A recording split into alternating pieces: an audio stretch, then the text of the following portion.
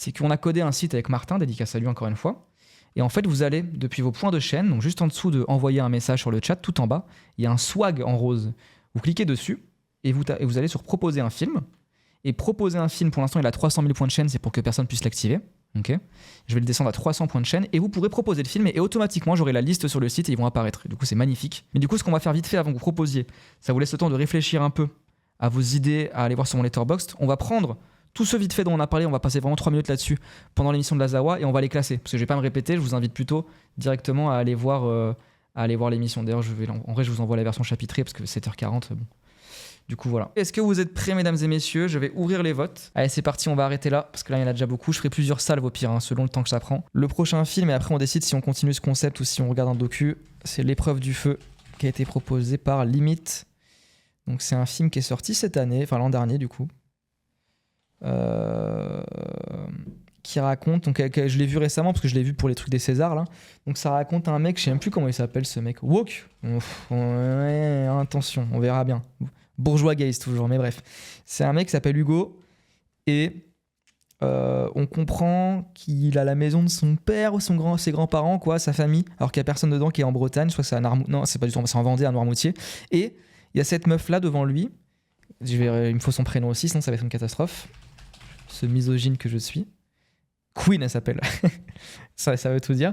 Du coup, qui s'appelle Queen, qu'il a rencontré à Paris, parce que c'est tous des Parisiens dans le film, sauf elle. Maintenant, elle vit à Paris, mais à la base, elle vient de Montpellier, je crois, enfin dans le sud, quoi. Et ils sont ensemble depuis plusieurs mois, mais ils sont jamais vraiment vus complètement, quoi. Et il y a un peu ce truc où tu te dis, mais qu'est-ce qu'il fait ce Neuil avec cette Latina, quoi? Lui, c'est vraiment le mec timide, introverti, pas bien dans sa peau, et elle, c'est la meuf un peu bimbo, normale, très très gentille, accessible, pas ultra intello, mais pas de galère et tout, voilà quoi. Et là où le film du coup prend une tournure différente, c'est que au lieu de passer juste des vacances tous les deux pendant plusieurs jours à Noirmoutier, avant de partir du coup chez elle pour faire des vacances chez elle avec sa grand-mère, je crois que c'est ça le plan de base, il va rencontrer tous ses anciens potes du lycée, qui sont des bourges insupportables parisiens. Et vraiment c'est un peu enfin ils sont détestables, mais c'est voulu, hein. Mais ils sont vraiment détestables. Et du coup il y a ce rapport un peu où ça se fout de sa gueule à moitié de putain, doute avec une meuf comme ça, déjà parce qu'elle est trop belle pour toi de 1, et de 2 en plus cette meuf ils se foutent un peu de sa gueule, c'est tous un peu des bourgeois un peu bobos dans l'art et tout, notamment une meuf qui dessine, qui méprise cette meuf et tout. Et bref, déjà sur l'aspect cinématographique, donc le génial médiocre, moi je le mettrais dans franchement mid, mais ça va être lié au fond aussi. Sur la forme, je le trouve pas hyper intéressant. La vraie force du film, pour ceux qui l'ont vu, c'est le personnage et l'actrice qui joue Queen. C'est exceptionnel, vraiment. Désolé, je vais dire le B-word, mais le K-word, mais Keshi, enfin c'est un personnage Keshish-core, quoi. Personnage que Keshish aurait pu filmer. Et c'est magnifique de voir un profil comme ça au cinéma. On le voit pas assez, donc vraiment rien que pour ça, c'est très très beau. À l'inverse, je trouve l'acteur principal pas du tout convaincant. Trop cliché, trop chialeur, trop voilà quoi. Keshish chiant.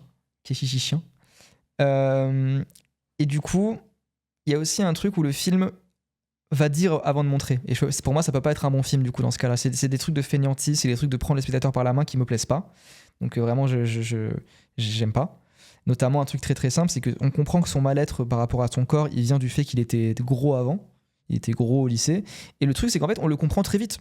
À chaque fois que tout le monde de son lycée le recroise des années après, parce que là, il doit avoir 20 ans, un truc comme ça, 19-20 ans, tout le monde lui dit « Putain, t'as changé, hein !» Donc on comprend qu'il a pas changé parce qu'il a les cheveux blonds ou autre. On comprend qu'avant, voilà, il a une transformation physique qui est sans doute le fait d'être gros.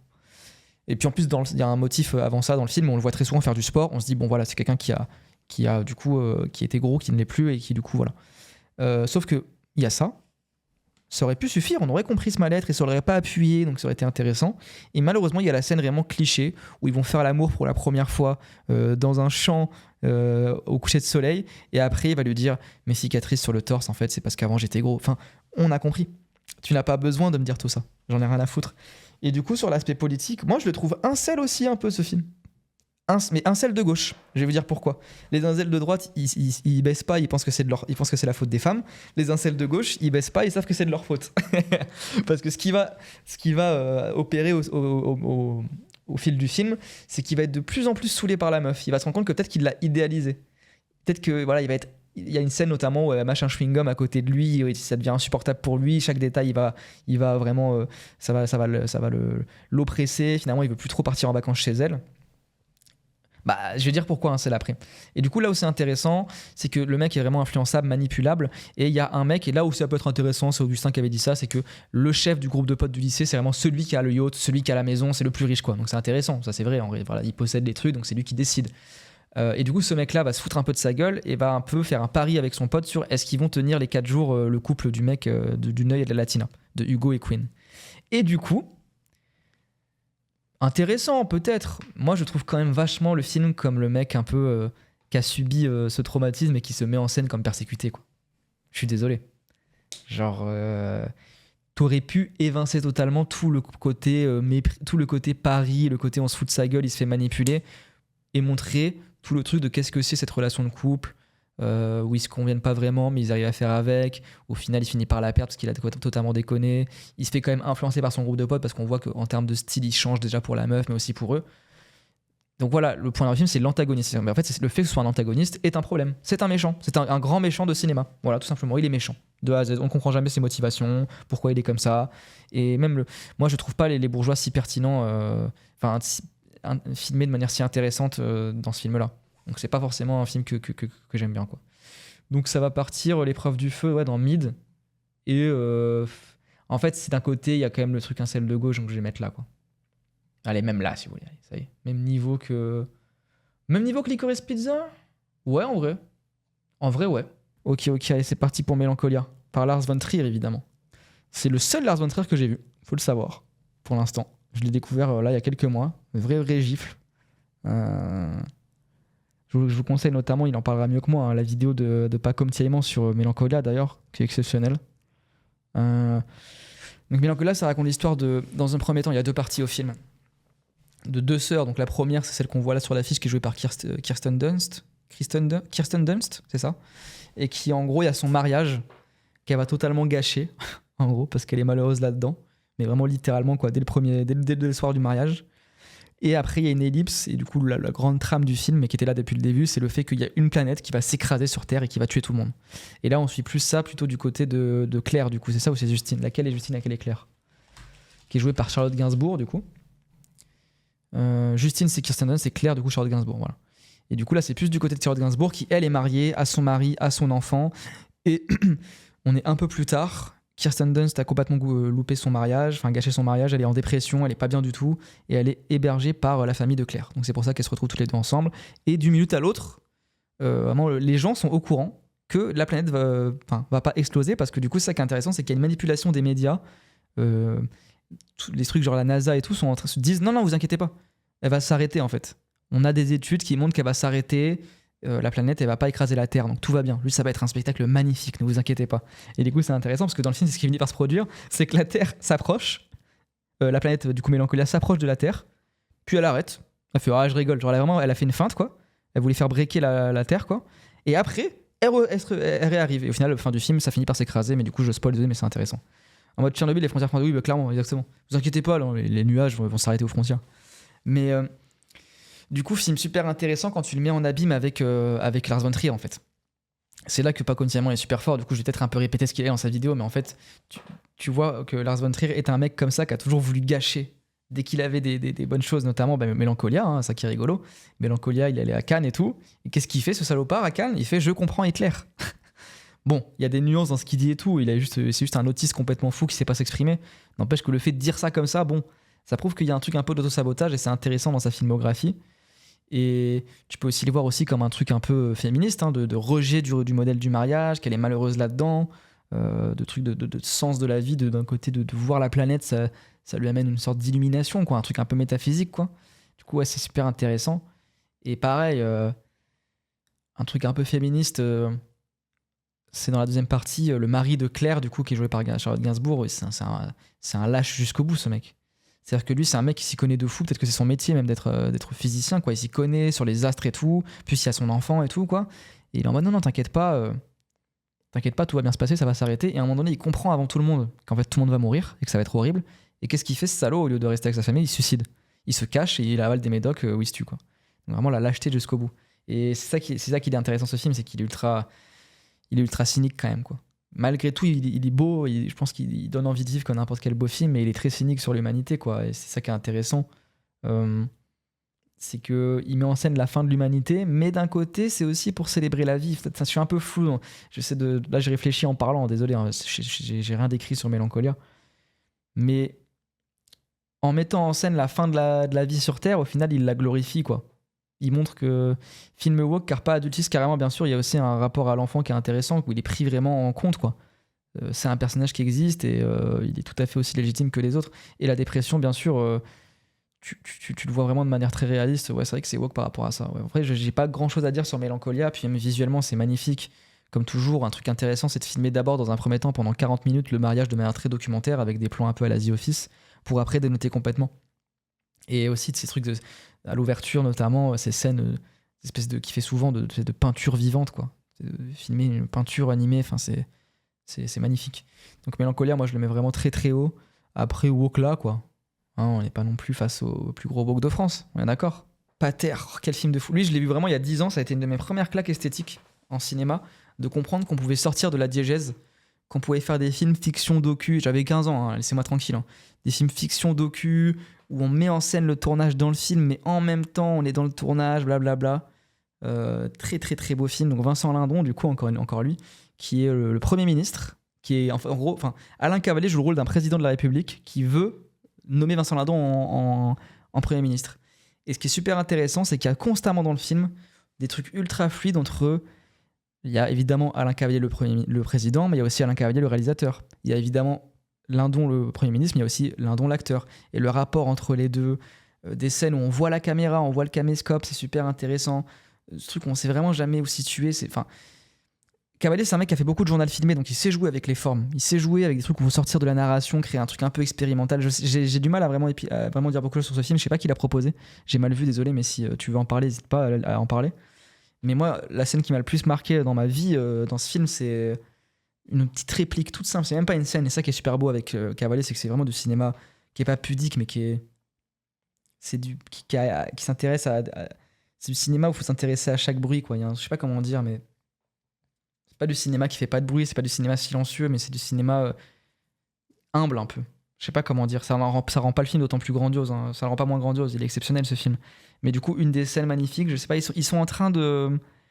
Ils parlent du film en fait, en même temps, ils parlent même plus de cinéma, ils parlent du fait qu'ils sont en train de faire en gros, à un moment donné, ça cut, c'était en mode, oh non, faut que tu le joues comme ça et tout, mais pas en mode parodique. C'est-à-dire que ça fait partie du film où d'un coup, on n'a pas mis le cut, quoi. On a continué après la scène pour voir comment ils allaient la jouer. Et à un moment donné, Alain Cavalier, il dit à Vincent Lindon, il dit un truc en mode, si c'est un film, c'est que c'est vrai. Et je trouve ça vraiment magnifique dans ce que ça dit de ça. Un mec qui est très âgé, Cavalier. Hein. Son rapport à l'innocence, à la naïveté, à l'enfance, c'est très très beau. Et moi aussi, je rapproche vraiment ce film-là du truc très simple de je suis avec mon pote au collège, dédicace à Félix. On a trouvé un petit caméscope ou même les téléphones de l'époque et on va filmer des courts-métrages de cons. Voilà, c'est magnifique. Et il se fout aussi des politiciens, bien sûr. Oui, bien sûr, il y a ce côté-là politique. Mais sur le côté esthétique, c'est magnifique sur ça. On se prend pas la tête. Ça sublime ce geste-là de recherche, de documenter quelque chose, de s'amuser avec une caméra. Un truc que j'avais bien aimé, déjà, je vais dire du bien de Quentin Dupieux, dans Le Dain. Dans Le Dain, il y a des séquences où juste tu sens que c'est Dupieux et Dujardin, ils ont pris la bagnole, ils ont filmé des trucs, quoi. Et c'est super quand tu vois ça. Mais bref, très très beau film. Franchement, ouais, c'est plutôt beau. Vraiment, ça, c'est un de mes films préférés de tous les temps. C'est un gros chef-d'œuvre. Et je pense que ouais, je le mettrai là. Il n'y a plus trop de place, je le mets là. Ouais, on fera un tri parce que là, on voit même plus ce qu'il y a en dessous. Là, c'est une catastrophe. Vincent n'a pas d'écailles. Vincent n'a pas d'écailles. Ce qui est rigolo, c'est que c'est un film de super-héros, mais vraiment qui sort des codes, qui est totalement atypique. Bref, Vincent n'a pas d'écailles. C'est un mec qui est joué par Thomas Salvador qui réalise le film.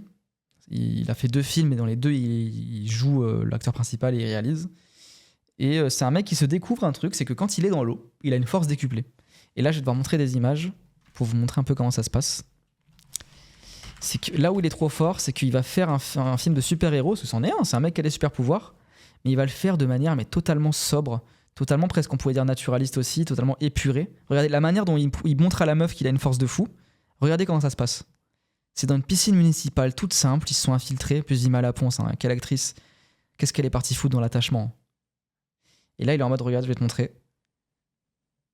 Je mets pas de son, hein, désolé. Hop, je plonge dans l'eau. Et en gros, il va montrer que soit il a de la force de fou, soit il va hyper vite, quoi. Et au final, tu te dis, bon, c'est pas si impressionnant, mais d'un côté, ça l'est, parce que c'est surhumain, quoi. Mais là, voilà, personne ne peut faire ça. Et là, la meuf est en mode, ah oui, d'accord, stylé. Mais d'un côté, il a pas explosé la piscine. Il n'y a pas le truc Marvel totalement démesuré, où on a fait n'importe quoi, où c'est toujours plus. Là, il y a vraiment un truc très très simple. Et pareil, à un moment donné, il va juste. Il a besoin d'échapper à la police, parce qu'il y a aussi ce rapport-là dont on va parler. Il va tout simplement se mouiller pour pouvoir déplacer une bétonnière. Voilà, regardez. Il est en mode, ah putain, bah oui, c'est vrai que comme quand je suis mouillé, ça marche. Bah, du coup, là, je suis totalement humide. Mon super-héros est actif. Je vais pouvoir déplacer la bétonnière et péter la voiture et tout, quoi. Donc, c'est super intéressant. Parce que là, ça reste quand même impressionnant ce qu'on voit là. Là, on va pas se mentir, c'est quand même plus impressionnant. Mais du coup, et en plus, il y a cet acteur qui joue dans Platane que je vous conseille. Je sais plus comment il s'appelle cet acteur, il est exceptionnel, je l'adore. Mais Vincent Lapadécaille, tu peux le comprendre quand tu t'intéresses à la filmographie de Thomas Salvador et quand tu regardes La Montagne notamment, qui est un autre film qu'il a fait que j'adore aussi, qui est un peu la même chose. C'est lui-même qui joue, il va découvrir un super pouvoir, une faculté. C'est que lui, il s'intéresse au super pouvoir dans le côté surnaturel. Dans le côté, je crois que, désolé, c'est ce que Bégodeau disait aussi sur le film, je le sais, voilà. Vous pouvez mettre l'emoji, ceux qui sont sub, attendez, je le mets pour vous. Voilà. Emoji Bégodeau alerte, je dis la même chose que lui. N'empêche que quand j'ai vu le film, j'ai pris mes notes, j'avais écrit ça aussi. Je suis désolé, voilà. Peut-être que j'ai trop bouffé de Bégodeau quand j'étais ado et du coup ça a complètement vrillé ma manière de voir les films et je suis matrixé. Mais n'empêche qu'il a raison là-dessus, sur ce rapport à la matière, ce rapport au fait de filmer des phénomènes surnaturels et qu'est-ce que ça produit à l'image. Et là où c'est plus flagrant, parce que là vraiment ça reste intéressant aussi dans Vincent Lapadécaille, c'est dans La Montagne, où il va inventer des petites... D'ailleurs, il faut que je l'augmente un peu la taille de Bégodeau, on le reconnaît pas trop en vrai sur l'emote là. Il va inventer des petites créatures qui brillent dans le noir à l'intérieur de la montagne, qui lui confèrent un peu sa force. Comment on pourrait faire par des effets, que ce soit, pas forcément des effets pratiques, il y a beaucoup d'effets visuels aussi, de la 3D qui est utilisée, des effets surnaturels. Et ça passe des fois par le fait juste de... non, pas juste, pardon, je dis n'importe quoi. Ça passe des fois par le fait de carrément aller jusqu'au fait de créer des créatures et de montrer des trucs surnaturels, mais aussi tu vois qu'il y a une recherche chez lui, même dans la sobriété, même dans le naturel, de montrer les effets physiques de la caméra. Par exemple, il va s'intéresser au fait de filmer la poussière. Vous savez, quand vous voyez un faisceau lumineux, que la poussière, vous le voyez à travers, un peu quand il y a un projecteur, au cinéma notamment. Il va s'intéresser toujours à ça et c'est super intéressant, toujours rester de terre à terre. Pareil, il y a un côté très très sobre dans la mise en scène, dans les dialogues. C'est un mec qui a l'air très introverti, très timide. Les gens sont toujours un peu gênés de se parler, mais parce que c'est réaliste en fait. Il n'y a pas de dialogue super bien écrit, des mises en scène vraiment des dialogues évolutifs qui vont jusqu'à une conclusion, blablabla, très théâtrale. Non, il y a vraiment un truc très concret, intéressant qui va d'autant plus dans le fait que ça va dénoter dès qu'il y aura un truc un peu surnaturel. Et pour finir sur le côté un peu politique aussi, parce que rien que tout ça, ce que j'ai dit, c'est politique. Vouloir s'inscrire dans des codes de cinéma totalement à l'inverse de ce que l'hégémonie veut, en plus dans un truc comme les films de super-héros qui sont ultra codifiés, c'est politique. Mais en plus, il y a ce truc un peu de qu'est-ce que ça serait un super-héros dans la vraie vie ? Dans un état fasciste, qu'est-ce que ça serait ? Un truc un peu que Superman a essayé de faire, mais c'est pas si réussi que ça. Là, ça l'est. Le mec finit par être recherché. La police veut l'arrêter. Parce que c'est pas normal. Et aussi, après, on peut comprendre aussi. Est-ce qu'on est fait pour avoir autant de force, avoir autant de pouvoir ? Un simple homme, s'il finit par... Il y a un délai écolo aussi, bien sûr. Mais rien que en fait, dans sa manière de faire des films, c'est écolo aussi. Tu vois, il a un côté un peu décroissant. Peut-être que j'ai pas assez creusé, peut-être que tu peux plus approfondir si t'as tu peux me dire, mais magnifique. Enfin bref, Vincent Lapadécaille, Thomas Salvador, je vous conseille son cinéma. Moi, je mets ça vraiment, vraiment là. C'est très, très bon. Ouais, c'est très, très bon. Et ça va être, franchement, ouais, ça va être là. Parce qu'il y a une place déjà, donc ça m'arrange. Et parce que, ouais, dans sa manière de faire des films, dans la manière de mettre en scène, il y a ce truc vraiment d'aller à l'inverse de ce qui est préconisé quand on fait des films super-héros. Et rien que pour ça, c'est magnifique. Et puis en plus, à l'intérieur du film, tu as toujours des thèmes intéressants, notamment dans La Montagne. Il y a ce truc un peu où, en gros, La Montagne, c'est différent. C'est un mec qui travaille en tant que mec dans une start-up. Il est en séminaire à La Montagne. Il présente sa petite truc sur un tableau aux collaborateurs. Et d'un coup, il regarde par la fenêtre la montagne. Et il est happé par la montagne. Et il doit rejoindre la montagne. Donc tu sens cette critique de les bullshit jobs. Il n'a aucune attache. Il est perdu dans sa vie. Certes, il gagne sa vie, mais n'empêche que, en fait, c'est de la merde. Et du coup, ouais, c'est anticapitaliste, quoi. Donc c'est intéressant. Bref, allez, il reste 3 films, pardon. Ah mais attends, Mulholland Drive, ça va être compliqué. Et Perfect Blue, je pense que je vais l'archiver, je suis désolé Quentin. On en reparlera plus tard, faut que je me renseigne un peu plus dessus là. Enfin, je l'ai vu il y a longtemps, il y a quelques années, et je ne saurais pas quoi en dire. Les Fils de l'Homme, par contre, de Alfonso Cuarón, quel film. J'ai fait une vidéo dessus. C'est marrant, c'était en campagne électorale d'ailleurs, donc c'est un peu la boucle. Ça s'appelait Regarde-les en face, qui résume un peu mon point de vue sur le film. Bon, il est beaucoup plus riche que ça. Qui avait fait 400 vues à l'époque, vous vous rendez compte ? N'hésitez pas à aller la voir, c'est une vidéo de 6 minutes où je parle d'Alfonso Cuarón un peu en mode format vidéo essai que je faisais à l'époque. Et je le mets en parallèle avec la Palestine. Donc c'était vraiment une vidéo militante en mode là il y a les européennes dans 10 jours, il faut voter. Voilà. Votez bien. Gus a rêvé que j'avais dit que c'était écrit par un français. Ah ouais, il est fou. Oui, mais toi, mais oui, Lenny, toi, t'es un OG. Hein. Lenny, t'es là avant les streams, c'est fou. Et ouais, du coup, il y a des images un peu compliquées, j'avoue. Je crois que je suis. Non, c'est bon, j'avais dû les flouter. Mais du coup, ouais, de Logu, bien sûr. Vidéo en vrai, vidéo que j'aime bien, que j'aime toujours de moi, en vrai, je la trouve cool. Et en plus, avec les élections qui approchent, hein, n'oubliez pas, hein, votez toujours ceux qui défendent les opprimés, votez toujours ceux qui veulent vraiment faire des actions contre Israël, hein, pas simplement une indignation morale. Voilà. Donc votez la FI, votez plus à gauche si jamais c'est vraiment un vote qui peut être utile. Mais allez pas au PS, allez pas encore plus à droite, quoi. Après, bon, ça dépend de chaque ville, évidemment. Des fois, malheureusement, il n'y a pas trop le choix, mais bref, en tout cas, voilà. Les Fils de l'Homme, donc Quaron, on est dans une société totalement dystopique où plus personne ne peut avoir d'enfants. On sait que l'homme le plus jeune, il est né il y a quelques années, je suis peut-être pas précis, mais en tout cas, voilà, il y a un truc de stérilité, on ne sait pas pourquoi. Et on est vraiment dans un truc, une société fasciste à fond. D'ailleurs, en vrai, je vais laisser les images du film, en vrai. Société complètement fasciste, contrôle de partout, on doit passer par des checkpoints, donc c'est rigolo, hein, ça met vraiment en abîme avec ce qui se passe en Palestine et dans les territoires colonisés, hein, évidemment. Hein. On peut aussi voir ça dans la bataille d'Alger en Algérie. Et ce truc vraiment de pas de liberté de mouvement, toujours des checkpoints, toujours. Attendez, je crois qu'il va y avoir les nibards de la meuf, faut que je fasse très très gaffe. Ouais, c'est bon. Et ce qui se passe, c'est que du coup, la meuf qu'on a vue avant, là, la Renoir, elle est enceinte. On ne sait pas par quel miracle elle est enceinte. Et du coup, il y a un truc un peu de... D'un côté, c'est magnifique, parce que la vie va peut-être pouvoir renaître, mais de l'autre, État fasciste à un point où tu as des migrants qui sont dans des camps. Mais vraiment dans des camps, quoi. Donc on ne peut pas être autant comment dire, plus équivoque que ça. Et le fait que ça vienne d'une migrant, d'une immigrée, d'une meuf qui est oppressée, le fait que la vie puisse réapparaître, ça pose des questions politiques, de peut-être qu'il faut laisser ça se créer, comment ça se passe et tout. Plus tu as un rapport aussi à des groupes d'action politiques qui finalement se font totalement détruire par des contre-groupes d'action qui sont financés par l'État, blablabla. On le voit, voilà. Là, en fait, le film est ultra riche en termes de contexte politique. Déjà, bon, on va pas venir à ça tout de suite. Déjà, dans sa mise en scène, il est super intéressant. C'est con, mais je l'ai revu en salle il y a pas longtemps et j'ai deux doigts de pleurer. Mais c'est normal, parce que j'allais venir, il est vraiment ancré dans le réel, rien que par sa mise en scène. On est à hauteur d'homme tout le temps. On a beaucoup de plans séquences, mais qui sont pas des plans séquences de prouveurs comme dans Athéna. Hein. C'est vraiment un plan séquence pour ressentir la temporalité et l'action du mouvement, du moment et tout, quoi. Et là, on a vraiment des images qui nous font penser à du journaliste de reporter, quoi. Des journalistes de guerre, notamment en France, où elle va manipuler les images et tout. Et c'est super intéressant. Il y a un côté très, très, très documentaire. Et du coup, bon, c'est magnifique là-dessus parce que les enjeux sont d'autant plus ressentis.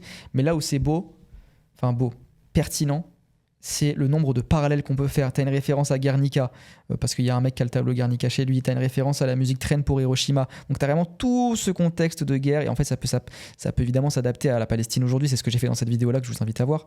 T'as le fait qu'il y ait des camps de concentration. T'as le fait que du coup, dans ces camps-là, et ça on l'a vu un peu à ce moment-là, là voilà, ça en gros, ça c'est une référence complètement directe. On va y venir, s'il vous plaît.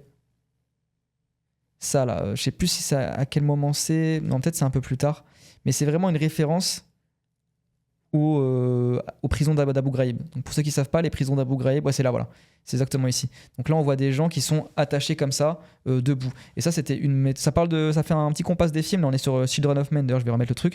Les prisons d'Abu Ghraib, c'était les prisons qu'ont créé les États-Unis, enfin une des prisons les plus vénères qu'a créé les États-Unis en Irak, où en fait suffisait même pas forcément d'être terroriste, suffisait de ton cousin un jour a déjà envoyé un message, à Ben Laden, et ça y est, tu vas à Abu Ghraib. Il y a déjà vraiment des cas de gens comme ça qui ont fini à Guantanamo à cause de ça, quoi. Et c'est là où ils ont été le plus vénères. Il y a eu vraiment des méthodes de torture. Je vous invite à vous renseigner, même si c'est très dur à entendre, parce que faut se rendre compte à quel point les États-Unis c'est le diable, hein, d'un point de vue géopolitique, hein, soi-disant gendarme du monde. Et du coup, il y a des références à ça où tu vois vraiment des prisonniers qui sont attachés pareil. Enfin, en fait, à Abu Ghraib, oui, il y a bien sûr le truc de 13 de Mayo évidemment, mais à Abu Ghraib, il y a vraiment des trucs pour parler un peu, trucs de privation de sommeil par le son, des trucs où on les forçait à. On les violait, hein, vraiment. Il y avait des abus sexuels, il y avait le fait de déchirer le Coran devant eux, parce que c'est très souvent des gens musulmans. Enfin, en fait, ça a été un terrain d'expérimentation pour les tortures américaines, encore plus, parce qu'en plus, c'était sur un autre sol, en fait. Donc, Guantanamo, ils l'ont fait pour ça. Ils l'ont mis dans. C'est sur le sol. C'est cubain, Guantanamo. Voilà. Guantanamo, ils l'ont mis à Cuba exprès pour que ce soit un truc un peu qui n'a pas de loi, qui ne dépendent pas des législations états-uniennes. Là encore plus, Là, ça y est, on est au Moyen-Orient, contexte de guerre, on fait ce qu'on veut, quoi. En termes de crimes de guerre, ils sont bien, hein, les États-Unis, hein, voilà, quoi. Et du coup, il y a des refs à ça, il y a des refs, évidemment, quand je dis concentration, il y a aussi, moi, désolé, je le dis, il y a des refs à la Palestine vraiment précises, notamment les bails de checkpoint et tout, qui étaient déjà le cas. Évidemment, le film date d'avant le 7 octobre. Je vais pas vous faire, évidemment, l'affront de vous dire que ça date d'avant le 7 octobre, la Palestine. Et qu'il y avait déjà le blocus à Gaza depuis 2008, déjà, par Israël, et même avant, 1948, il y a eu la Nakba, enfin bref, il y a eu tous ces trucs-là, quoi. Du coup, ouais, le film est vraiment, vraiment, vraiment intéressant dans sa position, pas forcément que anti-guerre, mais antifasciste, en fait. Le film est antifasciste, vraiment, Cuarón est très, très fort là-dessus, et il est exceptionnel.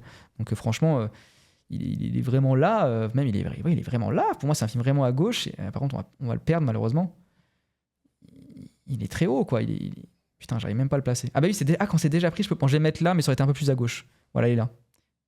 Mais du coup, ouais, je vous conseille ce film. Mais le Mulholland Drive, c'est très dur à raconter comme tous les Lynch, mais il y a un côté un peu critique de Hollywood, une actrice qui se voit une vie rêvée, puis au final on se rend compte que c'est pas forcément ça qui s'est passé, mais en fait ce qui est beau chez Lynch, c'est le surnaturel, c'est le surréalisme, où il va jamais faire la distinction entre ce qui est réel ou pas. Moi, ça passe par des gestes très simples. Je vais citer Twin Peaks, désolé, la saison 3. Non, c'est pas la saison 3, c'est dans Twin Peaks Fire Walk With Me. Il y a moi, j'adore vraiment détecter des gestes que font des cinéastes et comment les autres le font différemment. Il y a un geste ultra intéressant dans Fire Walk With Me qui montre vraiment le cinéma de Lynch, son rapport au naturel, au réel. N'importe quel autre film, imaginons, on l'a vu dans plein de films, personnage regarde à gauche, on voit ce qu'il voit et d'un coup, il y a un monstre, il y a une hallucination, t'es en mode wesh, et après on a un replan sur le personnage et d'un coup, qu'est-ce qui s'est passé ? La personne n'est plus là, sous-entendu, hallucination, fantôme, en tout cas, il est reparti. Là où Lynch est trop fort, c'est que ce qu'il va faire, c'est le personnage est là, on a un plan sur ce qu'il voit, ok ? Donc on voit un monstre, je crois que dans Fire Walk With Me, on voit le petit bonhomme avec son masque avec une dame, et replan sur le personnage, et par contre, quand il y a le re-contre-champ, il n'y a pas plus rien.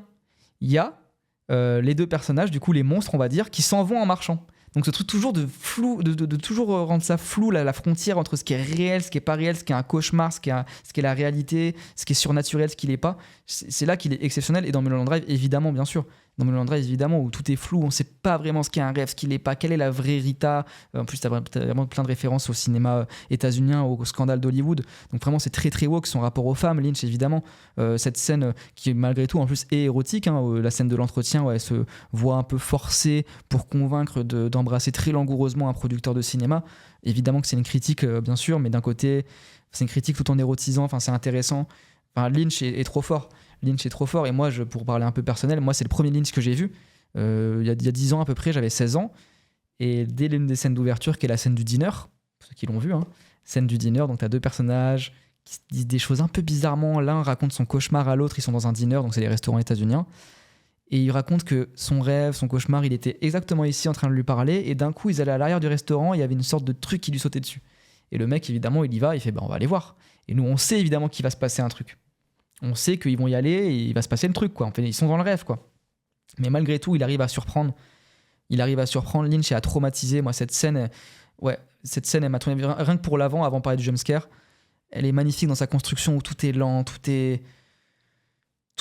tu sens que les gens suent, sont pas à l'aise, il y a un truc cauchemardesque. Et le jumpscare, peut-être que je dis de la merde, je voudrais que je le revoie, mais là où il est intéressant. Mais en tout cas, la manière dont le personnage apparaît en coulissant, et que ce soit pas juste un truc qui fait à la cam, ça rend une sorte de progression dans le mouvement de jumpscare qui est ultra intéressant. Et puis le plus important aussi, c'est après ce plan-là, le contre-champ, où tu le vois qu'il est en train de mourir, le mec. Désolé, je vous l'ai remis. Tu vois là, pour moi, là, c'est là où c'est cauchemardesque. C'est en mode, qu'est-ce qui se passe ? Qu'est-ce qui se passe chez ce mec ? Pourquoi est-ce qu'il meurt d'un coup ? Et moi, je vous jure, j'ai vu cette scène, j'ai mis pause, je suis allé voir mes parents en mode, on parle d'autre chose un peu, je finirai mon film plus tard, quoi. J'avais besoin de changer les idées tellement ça m'a atteint, quoi. Après, j'étais vraiment vierge d'images, j'avais pas vu beaucoup de films comme ça. Du coup, c'est aussi pour ça, mais n'empêche que ça fait toujours son effet, quoi. Qu'est-ce qu'il est fort, David Lynch. Il est trop fort, ce mec. Il est trop fort. Du coup, Mulholland Drive, exceptionnel. En vrai, c'est un des plus grands publics. Si vous n'avez pas encore vu Lynch, je vous conseille de commencer par là. Et c'est woke aussi par la manière de déconstruire Hollywood, tout ça, je vais le mettre là, quoi. Bref, voilà, moi, ma petite tirade, enfin pas tirade, mais monologue sur Lynch est fini. Et je pense qu'en vrai, 3 heures de stream, ça va. 3 heures de stream, ça va. On va s'arrêter là. Bref, merci d'avoir été présent. On se donne rendez-vous vendredi soir, 20-21h, je pense. Si vous voulez soutenir le fait que je fasse de plus en plus de streams, n'hésitez pas à sub, c'est ça qui me permet. Si jamais j'arrive à remplacer mon horrible salaire de mec à temps partiel dans un collège, je ferai plus de streams. Donc n'hésitez pas à sub et faire des dons dans le Tipeee, si vous voulez. Là, vraiment, j'essaie de charbonner YouTube, de vous proposer au moins 3 vidéos par semaine. Pareil sur Insta, TikTok, tout ça, c'est une vidéo par jour pour l'instant. Donc vraiment, je suis à fond, hein. Je suis à fond. Donc si vous voulez soutenir le projet et m'aider à me sortir du salariat,